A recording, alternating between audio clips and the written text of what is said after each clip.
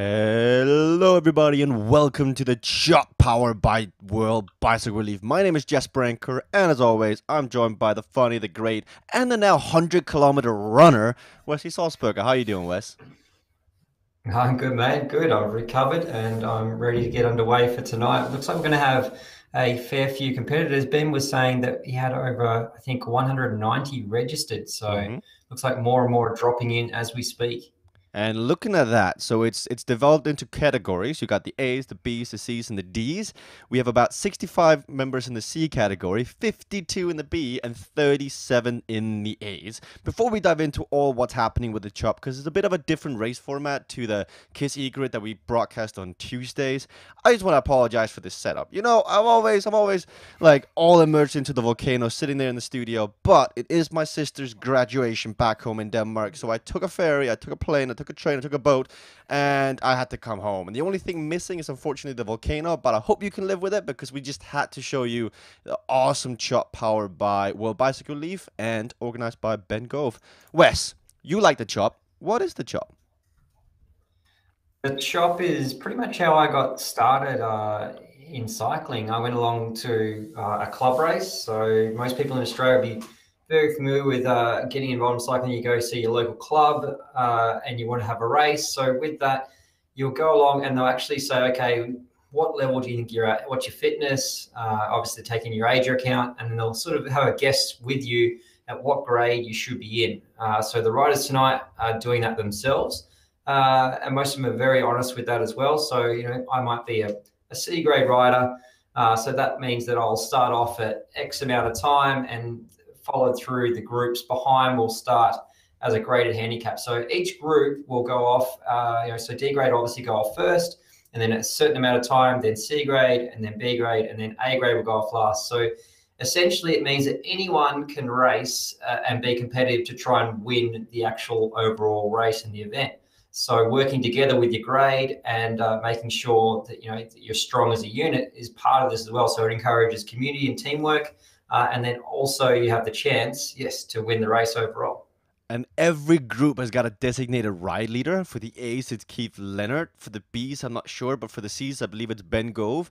And this ride leader will then type text messages in the game saying, oh, time gap is now at 2 minutes, up the pace, or we're going too fast, slow down, or we really have to push it now because they're just on our tail and there's only 1 kilometer to go. If we want someone to win, it should be someone from our group. So there's not only the individual win on the line in the CHOP, there's also the categorical win, which is almost even more important because there really isn't that many teams on Swift yet. But if you're racing as a collective, as a group, it matters so much more and it's a lot more fun.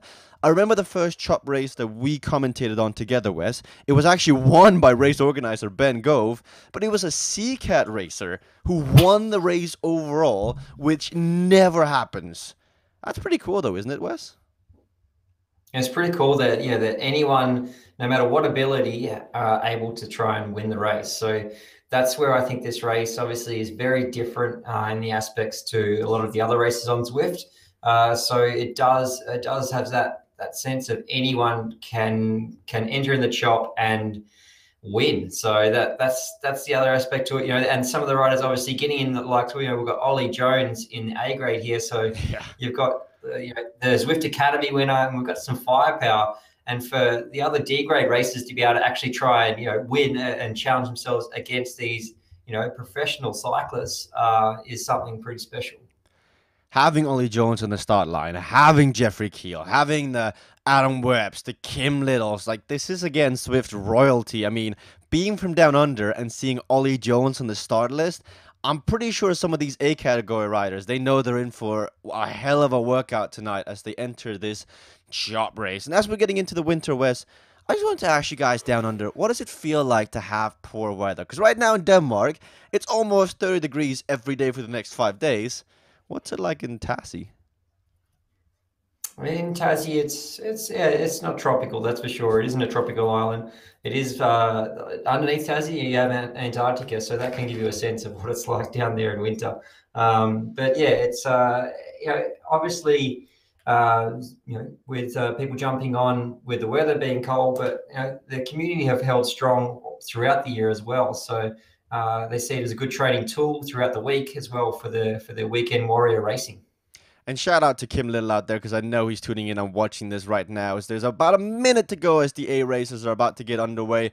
I believe that our prize is on the line tonight. So the winner overall, whoever crosses the line first, will win a gift card from Pushies, I do believe. Ben Go will confirm that over on the CHOP Facebook page. And second place is going to win a World Bicycle Relief t-shirt. And can I just tell you, they're awesome. Have you seen them, Wes? I have seen them. Yeah, Ben's been sporting them for a fair while on his Facebook page. Which one's your favorite? The gray, the black, or the red?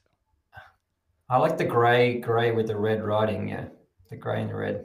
See, I like the red one with a white whiting, but that's because it's me. I just like colorful colors. It's your red with the national flag sort of colours, isn't it? It is.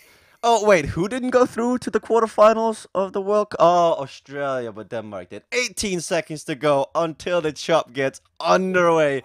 There is a time gap between every group. You can already see Keith Leonard and Ollie Jones sharing words of wisdom, saying, look, we got to ride together. We've now done this 3 weeks in a row. It's about keeping it tight and everyone taking a turn. So, Wes, without further ado, this week's The Chop Race is underway. Who do you think, where do you think the winner's going to come from tonight?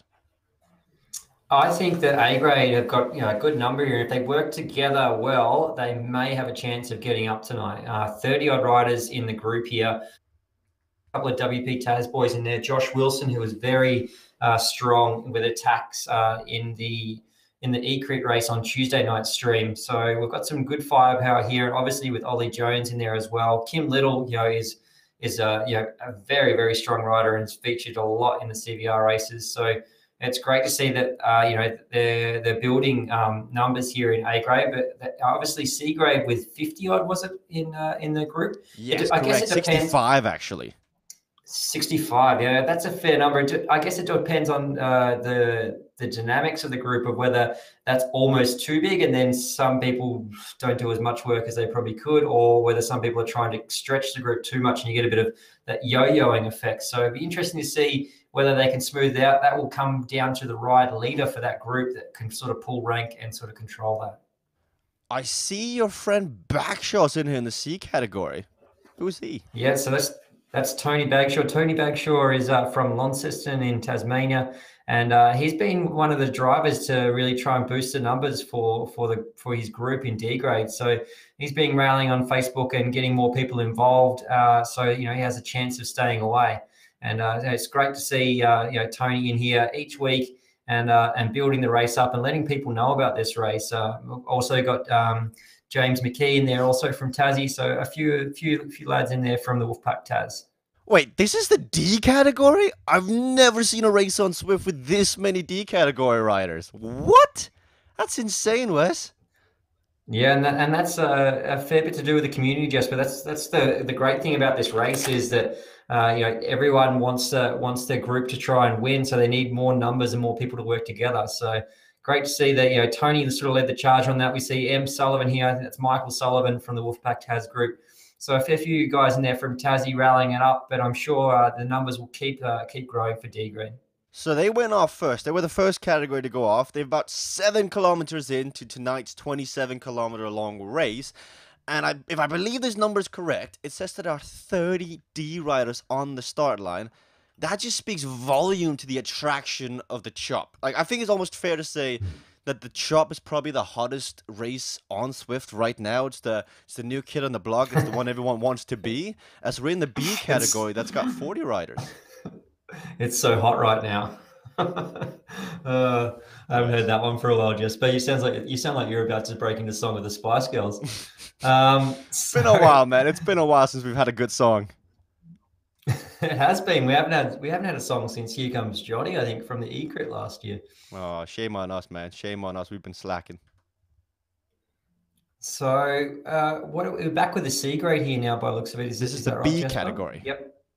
This is the B. Okay, right. So each of the groups as well have a different coloured jersey on here. I think we've all different coloured World Bicycle Relief jerseys. Most of them, I think we had the Ingamba kit for D grade. And these other fluoro-looking bikes here, Jasper, you have to do something to unlock them. How does that work? You have to kill yourself on Swift for about 6 months to a year, and once you've done that, you get to have this fictitious item in the game which ups your social status called a Tron bike. Everyone seems to be fighting for it, and as you can see, this group, pretty much all these B riders have unlocked it. In order to unlock this bike, up above, you'll see that there are four numbers. There's the speed, the distance, and then there's the meters of elevation climbed. In total, you need to climb 50,000 meters of elevation, and you unlock this bike. You might ask yourself, why would you do that? That's actually because it's the fastest bike on all of Swift. So every bike on Swift have got different attributes, I guess, different like weights, aerodynamics, special effects, and the Tron bike is the bike that will move you the fastest, cut through air the fastest, and that is the incentive to getting it. And also, you can actually customize the color of the wheel. Like, you can see some have like a bright orange, other have like a neon pink. Wes, what color would you go with? I'd probably go with the blue, I reckon. Blue with Yeah, your kit. You yep. got a match. Yeah, I'd go blue. I'd go blue with my black stealth kit. But also the Cervelo S5 going off the Zwift Insider is the fastest bike on Zwift. Has it been updated since then? Has there been an update? Because last I checked it, it was definitely the Tron bike that was the undisputed winner.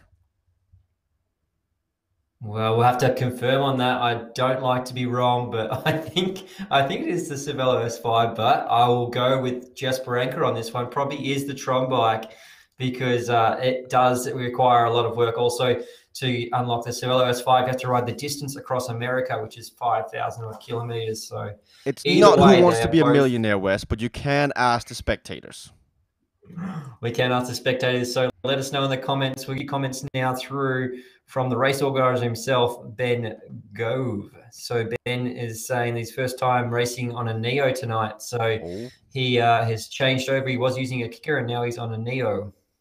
there's too many racers in the CK. There we go. There's Ben Gove. I was trying to nail on Ben Gove out here. You can see there's 58 C riders out there.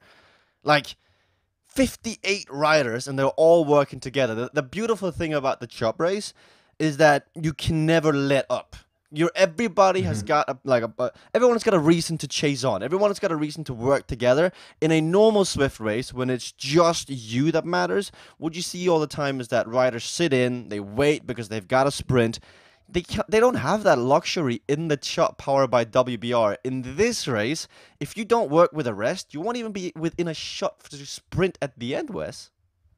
No, exactly. And again, once this format, is just inclusive of everyone, and it really stands well with the Zwift brand itself, which is more people, more active, more often. We hear Eric Min say this a lot, who's the CEO of Zwift. So I definitely agree that this racing format is definitely in the style of what Zwift stands for.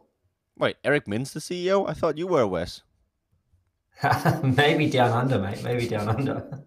Talk to me about this course, because we're on the volcano. It's the place and the home of the shop when it's Watopia. They're doing the counterclockwise volcano circuit. They're doing 5 laps, I believe. Where are the pressure points in this course? Well, obviously, rising up through the volcano and that uphill finish is certainly something that really takes the sting out of the legs for the riders. So, as well as working together here as well, some of the riders will have to think about their strengths and weaknesses. If you're not quite as strong a rider, in terms of holding threshold on the climbs, then you probably most likely want to maybe hold back a little bit and help in other sections of the course and ease back in those sections where it's going uphill. But it looks like we're getting some attacks here, is it? I don't Early think on it's an from the group. attack. It's Adam Webb. Adam Webb has got this love for dishing out pain and also receiving it. Like, he's the kind of guy who will push it to the limit, and then when he gets to the limit, he's just gonna push it a bit more and a bit more and a bit more until he breaks. This man used to race 3 times a day on Swift. That's one of the luxuries of having a Swiftplex. Should ask to see pictures from Adam Webb. But literally, this man, together with Ollie Jones, Ginger Citizen, Kim Little, Keith Leonard, I think some of these A riders might puke at the end of this race. They may do because I remember shop last week. Webb also was one to stir up the pace early on as well. Yeah, it's incredible to see these A riders, and they've got these aero power ups. And when they use them, they don't use them to attack. They use them to keep the pace up on certain points where maybe the pace could drop down because you need to rest up. Well, that's where somebody else takes the front, pops that aero power up. They can hold the same amount of wattage, but the pace goes up because that little power shell or Mario Kart superpower, it will let you go faster, but without spending much more energy. So if you take turns to the front, expending your power up, agreeing that the winner will come from your group, it's a smart choice, isn't it? It definitely is a smart choice. So, these riders also will be, using those power ups, at key moments as well. If they're smart about it, they'll use the power up to their advantage at a key moment. So obviously with the featherweight, you most likely want to use that on the uphills instead of the downhills. And I think the A riders have somewhat learned their lesson now because it's been a few chops. I haven't been around for all of them, but I believe Wes has. In the ones that I have seen, the A riders have just been nearly there, but they just ran out of real estate at the very end. It looks like this time they've kind of agreed to just go all out of the front, rest. Go all out of the front, rest, and take those turns. As we see Joshua Wilson here at the back, he just put in a massive effort, and then he goes to the back. And that has brought the gap down to the B riders to about 1 minute and 24 seconds already, and we're only 10 minutes in. Yeah, so some strong turns being pulled on here early to try and reduce that gap, and I guess to get that sort of within striking distance for the morale for the group as well. So Jesper, I'm just going to have to plug in my laptop actually at the moment because that's one thing I forgot. That's an amateur move right there. Oh, rookie mistake, Wes. We'll let you off on this one, but only because you're always here on time. So we got the B category riders, and only because there's white screen behind you. Well, I wasn't gonna mention that, but anyway, sorry guys. Hey, at least we can still. No, I'll just leave that be. There's no comeback to that one. Wes got me. So we're in the B category, everybody, and this is where they are probably the ones who are favorite to win, because when you look at the grand scheme of things, the D riders, their maximum watts per kilo they can push out is 2.5. The C's are 3.2. It's not a hell of a lot of difference in there, but for the B riders, they're sitting around 4 watts per kilo just underneath, and they've got enough pace to catch the A riders, to catch the B's, the D's and the C's, and then attack again. The A riders even more so an advantage, but that also means they are handicapped in time even more. So the race format, I would almost say, suits the B category more so than any other category. Do you agree, Wes? I'd say definitely with that. Obviously, again, with the numbers side of things, it definitely comes into account as well. So, it does. Yeah, it does suit maybe the B category most likely. But then if B only have a smaller number than they did last week, then that can change. So it is an evolving and changing race situation with the chop, and you have that when you go to a club race and use this format. Sometimes A grade will be stronger, sometimes will be weaker. So that's where some of the time when you have that situation, that the actual time gaps would get adjusted as well with that. So that's something that obviously we'll have to work out on the fly. And Ben's doing a great job at sort of trying to calculate the numbers of what we're expecting. But at the moment, things seem to be growing more so in the C grade group, and the obviously D grade as well is slowly growing. But B and C grade are sort of the two main power forces and sizes of group. And shout out to the Pain Cave initiative, because if I'm not mistaken, I believe the Pain Cave is a studio setup where riders come together on a Thursday night and they race the chop together live on location. Is that true, Wes? That is true. So there's a studio in Williamstown. So Ben, another Ben, not Ben Gove, another Ben is got a studio there in Williamstown, and they have 12 stations set up, Zwift stations set up. So they are getting a really big community down there, actually racing the eCrit series on a Tuesday night, and now with the new Pain Cave picking up also the chop format as well. So it's been quite popular. Nice. So looking like the time gap to the C's between the B's is still around 3 minutes. It might actually have gone out into the C's favor, which it doesn't really look like. The thing about Zwift, it's awesome, but it's not really catered to racing just yet. So trying to get a time gap between all these groups is like a Spanish TV broadcaster trying to broadcast a Spanish race. You're going to get the race, but you're going to miss a few things here and there. And I'll take the blame on me as well, because I also have to be the producer of this, but it looks like the time gap is steady around 2 minutes, 2.5 minutes between the C's and the B's, up to the D's, which the C's are chasing once this thing clears. It looks like they might be catching the D's fairly soon out of course. That is also incorrect. The D's are still 2 minutes up the road as well, Wes. It looks like 20 minutes in, almost halfway, the time gaps are unchanged. It is unchanged, and we've had Josh Wilson drop out with a mechanical, and we're getting some people asking for time gaps now as well. Trying, guys. So I'm trying.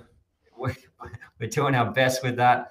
But yeah, this race is certainly going to be a difficult one for A grade to try and get together here and make sure that they keep picking up the pace and keep on top of it, because these other sides of the group, especially in C grade, have the numbers and seem to be working together, with Ben Gove sort of pulling the reins on the group and keeping everyone working together. I don't know if you guys can see this. I've gone full screen in the game. Top right corner, there's a map of the volcano. This is the front group right now. It's the D's. Down here, I believe that might be the C's chasing on. Then we've got the B's inside the volcano, and the A's are all the way out there. It's very, very small, and you have to really pick it up. So if you're on your phone, I do apologize. But those are the visual time gaps. If we look at actual time gaps, it's 1 minute 42 to the C's, back from the D's. If we go to the back of the C group and try and look how far behind the B riders are, I would assume it's somewhat similar. So we have a look here. We got to see right off the bat. Yes, it's about 1 minute 48 back to the B's as well. And then we've got the raging peloton with the fastest A riders.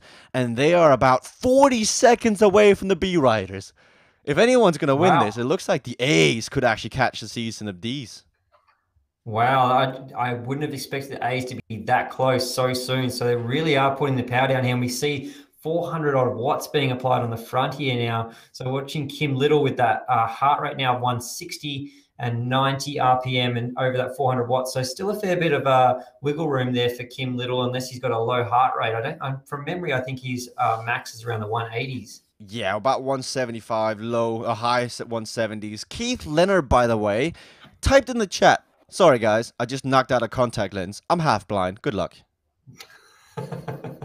So, unfortunate there by Keith, but he'll just have to keep the old one eye on the game there and keep pedaling as hard as he can. The one thing, though, I've been seeing that the right leaders have been saying is that on hills, take it slow. And I understand that's correct. The train of thought is correct by Ben and the other leaders. But on Swift, the biggest way to make up a time gap is actually on inclines. So if you've got the power to sustain it, yes, you'll lose a rider or two. But on every single hill, you need to up the pace. There's no keeping it steady. Don't you think, Wes? Well, yes and no. I mean, if the gap's coming back as quick as it is now, then obviously there's still got to be some numbers still left there. But in terms of probably the other groups out there that, like C grade and that, it is probably vital that they keep it smoother, like you would in a team time trial situation. There's no use ramping it up and then letting a couple go off the front and then you come back together anyway. That yo-yoing effect does draw on people's legs, and it may get rid of some riders that could help. But at the same time, you don't want to back off so much on the climbs that you're going under threshold. You just want to sit at that nice tempo, and that's what they have to work out. The surging sort of effect of like almost attacking the hill isn't probably as quick as riding at high, strong threshold. And as we see Adam Webb put down the power on the front, I just want to give a massive shout out to World Bicycle Relief.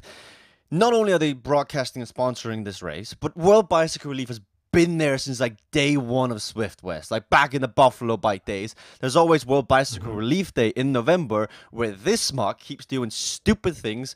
And I think I might have promised a 24-hour Swift session this year, so I'm going to have to kill myself once again. But World Bicycle Relief, it gives bikes to kids in need. Like, imagine when you were a kid. Remember back when you cycled to school because that was the quickest way to do it. Not every kid has got that luxury. Some kids have to walk instead, and especially in Africa. If you want to help out, there's Ben Gove's fundraiser for World Bicycle Relief. It's the CHOP fundraiser. You can donate a tiny bit of money and then you actually help out kids in Africa. This is Ben Gove's initiative. And since he spends so much time on the CHOP, he even broadcasted on Facebook earlier today to advertise people to get on the CHOP. I figured I could at least give him the honor of giving a shout out to his initiative, which is World Bicycle Relief and putting kids in bikes' hands. And Wes, did you see the videos produced by Corin Walter for Swift a while back for Dimension Data Swift Academy, where they showed Ollie Jones, Moberly, and Nick White handing out these Buffalo bikes? Yeah, I did, and they were there with the Dimension Data team, talking with Mark Renshaw as well, about seeing firsthand of handing the bicycles off. They call it their handover day, where all the bicycles, that the team and Dimension Data had raised by people finishing the Zwift Academy. So each person that finished the Zwift Academy then was able to give one bike to the Bicycle Relief. I think it was over. I can't remember the actual amount of bikes or given away, but there was a lot of bikes given away that day. And it was just for people the kids to get to school. And to being mobile, because some of them would have to walk up to 50 kilometers to school, which is just ridiculous. So it's great to see that go to a great cause. It really puts in perspective just how stupid your 100-kilometer run was, Wes. These kids, they walk 50Ks, and you decide to run 100K for fun? I mean, you need to get checked out, mate. But the D's right now look like to be in the driver's seat to win this. The finish line comes with 27 kilometers to go. The D's have about 3 minutes down to the B's. So that's 3 minutes between the A's and the front of the race, technically. And with 9 kilometers to go, can we see anyone catching this group? Catching this group, I think. We got a little when we said there was 40 seconds there. Kim Little was saying it's 1 minute to B grade. So I don't know whether the time gap has gone out a little bit, or whether we weren't quite spot on without calling it there, just. But I will give you an updated status right now. Between the D's and the C's, it is 40 seconds. So 4-0. The C's are catching up with them slowly, and it might be looking like a catch at the very end. Between the C's and the B's, it looks to be around 2 minutes and 30 seconds. They've lost time on the C riders. Between the B's and the A's, if I can get to the back, that gap is now down to 6 seconds. 0-6. The A's are just about to make the bridge to the B riders, but they've still got 3 minutes, if not more, to catch the front of the race. Again, if you look at the big screen, up in the top right corner, you can see that map, and you can see that the front group of the race is literally on the other side of the volcano. That's roughly 3 minutes. It's roughly half the time it takes to do a full lap, so it's going to be tough. It's going to be pretty tight to get that group back, especially with the number and size of that group. And they seem to be working really well together. It just depends on what B grade's plans are when A grade just comes together here with them, whether some people can jump on A grade and actually are willing to work with A grade. The thing about this is very impressive is that not only do the C riders keep the B riders at bay, the C riders put time into the B riders. How is that? What? How, Wes? Well, obviously that can have to do with if they weren't working together smoothly. So if some of the B grade riders were say almost attacking it on the hills, and then that puts some of the other riders in the pressure cooker, then that can actually stop the flow of work after you get over the climb. So then they have that lull of pace. So we weren't covering the B grade group enough really to know where that happened, but that's just my assumption. We'll be looking around. I saw they weren't really functioning as well, so I'd rather show the D's and the C's, because how often do they get a bit of love? Like, I mean, seeing a group of D riders like this, it's like a group of not cats, I mean a herd running down the street. It is such a magnificent sight. This is this honestly warms my heart. If you're in here and you got this many D riders to show up, 30 D riders, as a former snail myself, that rocks. You guys rock. This is awesome to watch. Come on, ride on, chop on. 2 laps to go. You're almost there, guys. Yeah, and it looks like they're really working together well here. It looks like everyone's sort of rolling through, and once they're rolled through, they're letting off the pace and coming back and getting a nice sit and going to back of the group. We can see everyone just rolling through here to keep the pace nice and even. So great job here and great initiative by Tony Bagshaw once again for rallying the troops and getting more D graders involved. 2 laps to go. They're about to cross the line for that signal, but the Sea Riders West, they're within 10 seconds now, and they're going to make the catch again. It looks like it's going to be a fight between the A's and the C's for the overall victory today. It's been a good chop so far. It's not quite over yet as we see featherweights being popped left, right, and center for this group. I really like that kit, by the way. Great job to the designers. Keith Leonard saying, let's all work hard now, guys. Last shot. And it is the last shot, Wes, because with 2 laps to go, if you're in that A group, do you up the pace? Do you, what do you do? Yeah, that's where it's going to be quite difficult because it already went. We saw Webb lifting the pace really hard early on, and especially on the climbs as well. So, those riders obviously can't go really any harder than that unless they absolutely all lift their game. And I think they're already going at a pace which is very solid. They're all over the. We saw up to 400 watts on in that group. So I can't imagine them really changing tactics and what they're doing already. They just have to keep that pace high and try and keep it smooth on the climbs, but be right at their threshold as well as that. So not going under it, their threshold at any to go. So 2 laps to go. Yes. We'll come around next lap and we'll have the ding dong battle of the chop. I gotta say though, that was quite smart by some of the racers in the front, because if you've ever raced a road race or a crit where you've lapped other riders, it creates a bit of carnage. Like everyone is looking around, figuring out where is everybody, what's happening. 2 riders near the front, Mackenzie and a few others, they actually used that carnage to try and break away because they're now technically in the front of the race. So what they did is they weaved in and out between the in-gamba jerseys, so the D group, and they got a 3-second gap off the front until Ben Go was like, nope, not happening. Reeled them back in.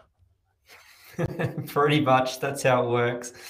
Just getting a comment now on Facebook as well. Go Fat. So Fat is a group in Tasmania also, which is called the Foxes, Hounds, and Turtles. So I'm pretty sure actually Tony Bagshaw is in the Fat group, Foxes, Hounds, and Turtles. Love that. That's fun.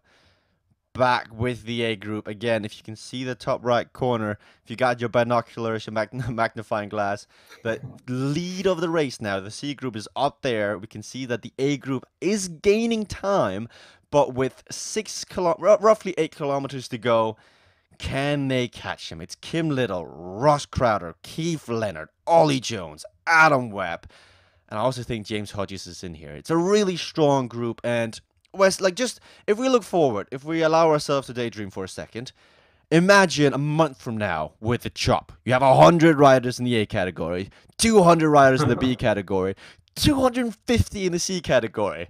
Can Watopia handle this?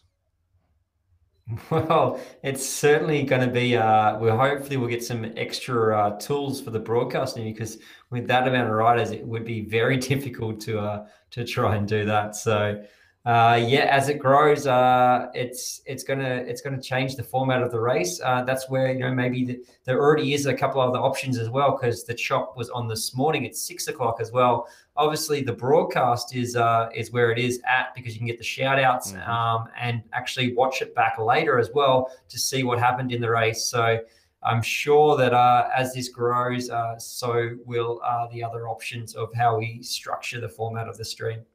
The chop. If you want your shout out from Wesley Salzberger, Tour de France finisher, and just an overall nice guy, put your name in the chat below and we'll get Wesley Salzberger to say your name. It doesn't matter where you're from in the world. He can even do a Tassie accent if he knows what that is. I can do a Tasmanian accent. Paul McKenzie as well saying, come on, Hamish Mack. So we're getting, again, more support for Tassie. Very strong Tassie bunches in here. We saw Zach Johnson also up there in A grade, pulling some hard turns before as well, and was very, very on the attack in the E-Crit stream on the Tuesday night. So great to see him up there and working hard in the A grade group. But we are with the C grade group here right now. So D Martin on the front here now, pulling a nice turn through. No, sorry, it's Martina. So D Martina is on the front there now. And some of these other riders here now, Jesper, if it is going to come from C, let's pick a name each. Doesn't have to be someone we know. Let's pick a name each through this group for a winner. Oh, I really want to say Ben Gove, but I'm gonna stay away. I saw a good friend's name in here who I've met quite a lot. Joachim Byler from Team X. He's not Australian, guys, but I believe this is his first CHOP race. He's back from racing. He used to be quite high up there, but he's recovering all the way from the Netherlands. I've met him a few times in Amsterdam. Byler, I believe in you. Take the victory. What are you saying, Wes? What am I saying? If we can click through there, Jesper, and give me a little bit of a look at the pack there. I'm having a look. Got some other names if there. You can spot a few names or two. Pick your rabbit. This is about the end of the group. 25-man big. You got McCaster, you got Ben Gove, Nick Johnson, and Gibson. I'm gonna go.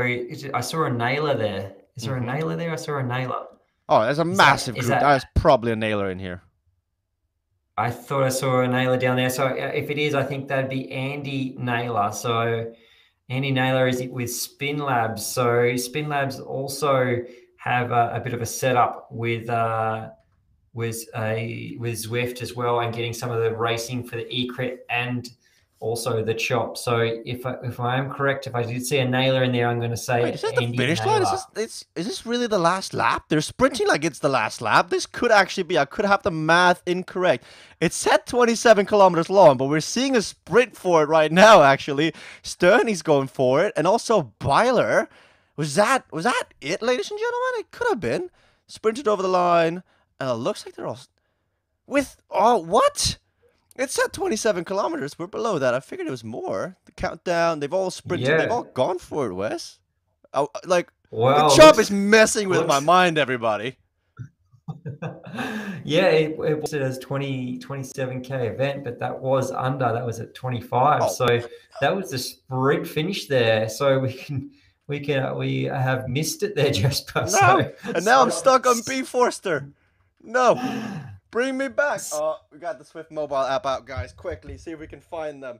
What is... No, that's not good. Give me a second, guys. I will fix this. Now, with the Swift mobile link app, I can come back. I should be able to on Mr. Kim Little if it shows up. Come on, quickly. Swift as you follow.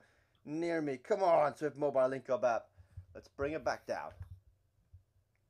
So it looks like, Wes, we might actually have messed that one up. And we're missing... I see them in there. No, Swift.